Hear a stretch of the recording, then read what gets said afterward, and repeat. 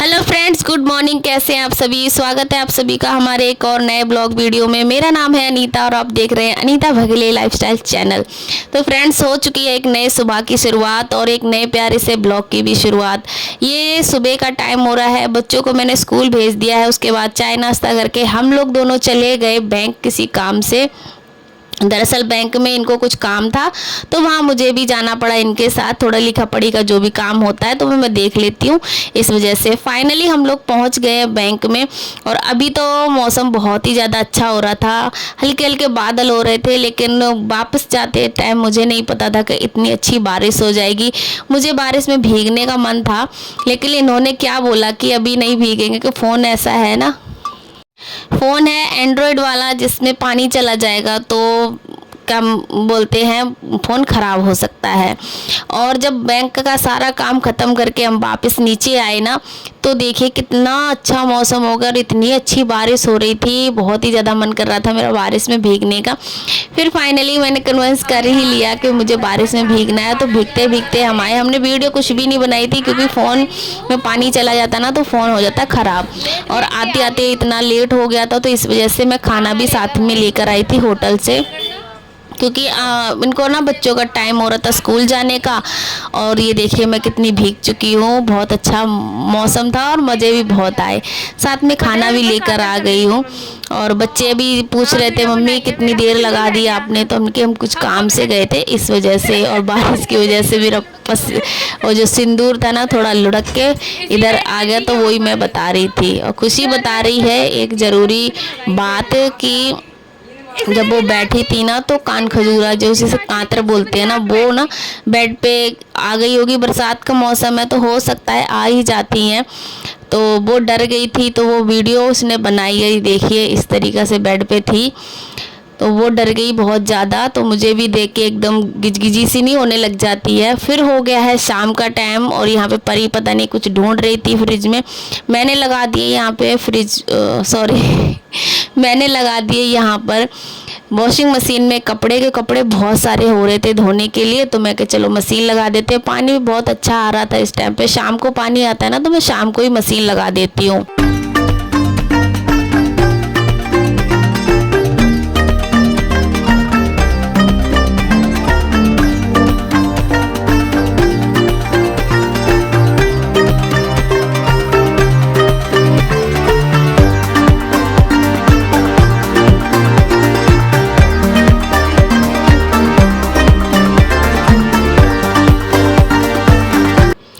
और शाम का ही टाइम था, तकरीबन 5 साढ़े 5 बज रहे होंगे। यहाँ पे मैंने चाय भी बना दी और ब्रेड भी सेक दिए थे। बच्चे बोल रहे थे मम्मी भूख लग रही है, तो मैंने कि चलो ठीक है। इधर कपड़े भी धुल रहे हैं, उधर चाय भी बन रही है और हम जा रहे हैं अभी चाय पीने के लिए।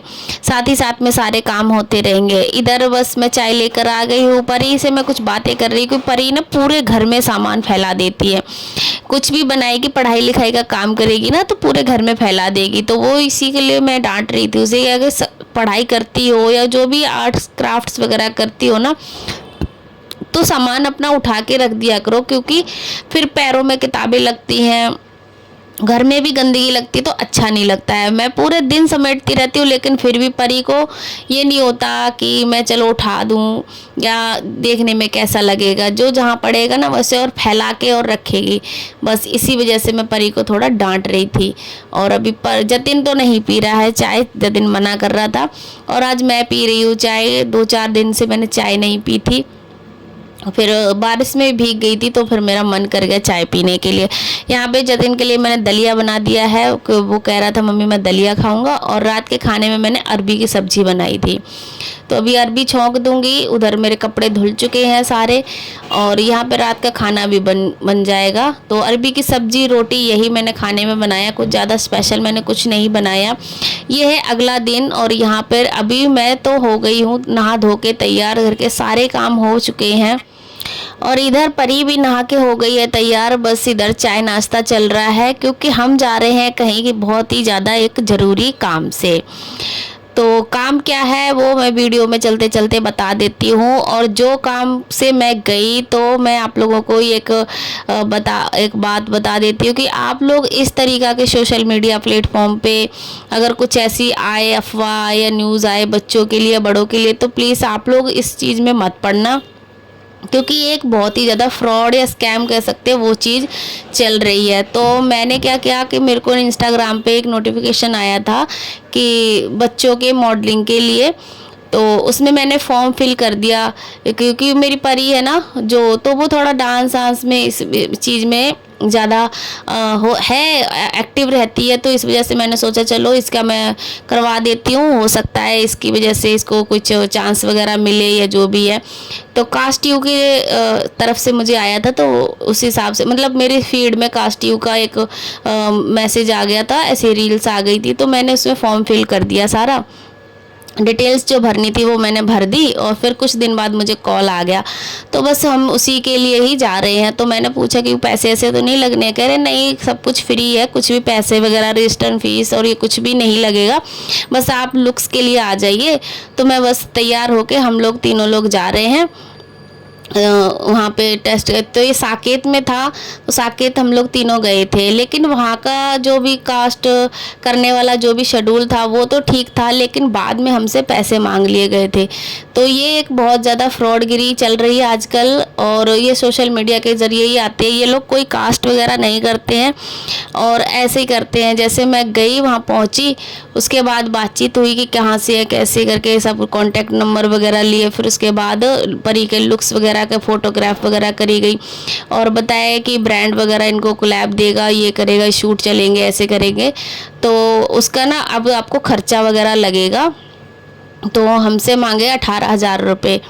तो हमने कि इतने तो पैसे हम लेकर ही नहीं आए हैं, तो हम इतने तो हम पे नहीं कर सकते हैं, लेकिन इतना ज़्यादा वो आपको कर देंगे उस चीज़ के लिए। तो मुझे तो चाह थी थोड़ी सी, मैं कि चलो ऐसे करवा लेते कुछ भी, और ये मेरी पहली शायद गलती थी।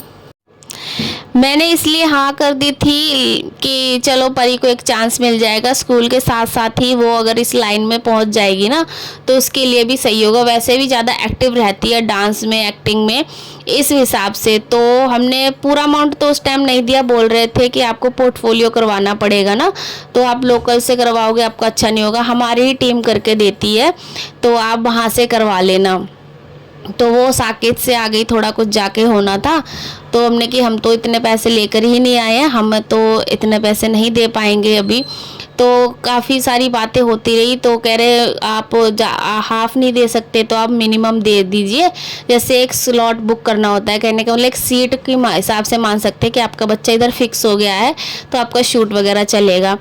तो ना चाहते हुए भी हमने वो 5,000 रुपये उनको दे दिए, और ये सारी गलती मेरे से ही हुई है, क्योंकि ये तो मुझे मना कर रहे थे, क्योंकि इनको लग रहा होगा कि ये सब कुछ फ्रॉडगिरी है, लेकिन मेरे से ये गलती हो गई और मैं वहाँ पे 5,000 रुपये जमा करा के आ गई। तो अब उनका कुछ भी वो चीज़ नहीं हो रही है, वो वहाँ पे कुछ भी ना आता है ना पता है, कोई फ़ोन नंबर नहीं लग रहा, सारी चीज़ें ये सब कुछ फ्रॉडगिरी हो गई है और मेरे पैसे वहाँ से चले गए। तो मैं आप लोगों को एक आगाह करना चाहती हूँ कि अगर इस तरीक़ा से कोई फॉर्म फिल करने का या कुछ मॉडलिंग का या कास्ट्यूम जो भी चीज़ें आए, तो आप लोग इन चक्करों में मत पड़ना। ये बिल्कुल ही फ्रॉड है और ये स्कैम करते हैं, ऐसे ही फैलाते हैं, फुसलाते हैं, सारी चीज़ें करते हैं और बाद में इनका कुछ भी नहीं होता। क्योंकि मैंने थोड़ी ही सर्च करी थी, मेरी गलती ये थी कि मैं थोड़ी रिसर्च कम करके लेके गई थी, लेकिन जब मैंने घर आके सब इन चीज़ों के बारे में काफ़ी सारा डिटेल्स ढूंढा हर जगह से,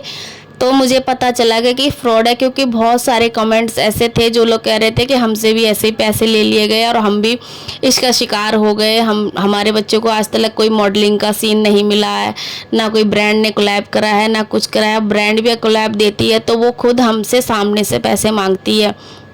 अगर कोई शूट करवाना है तो वो खुद हमसे कहेगी। और ये बात तो उन मैडम ने भी बोली थी मुझे कि अगर ब्रांड का आपको आएगा तो आपसे बोलेंगे कि आपका इतना खर्चा लगेगा, इतना खर्चा लगेगा, तो अब हाँ कर देना, लेकिन सब कुछ फ्री होता है। दरअसल कुछ भी फ्री नहीं होता है, सब में हमारा ही पैसा लगेगा।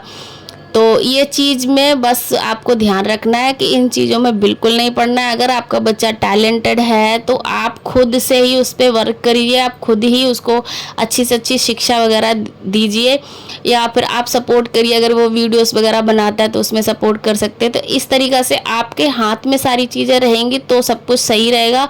अगर आप दूसरे के हाथ में अपने बच्चे को दोगे तो शायद ये सही नहीं होगा बिल्कुल भी। और फाइनली यहाँ पे हम पहुँच गए हैं साकेत में, और मैं यहाँ पे इसकी फिल वगैरह कर रही हूँ।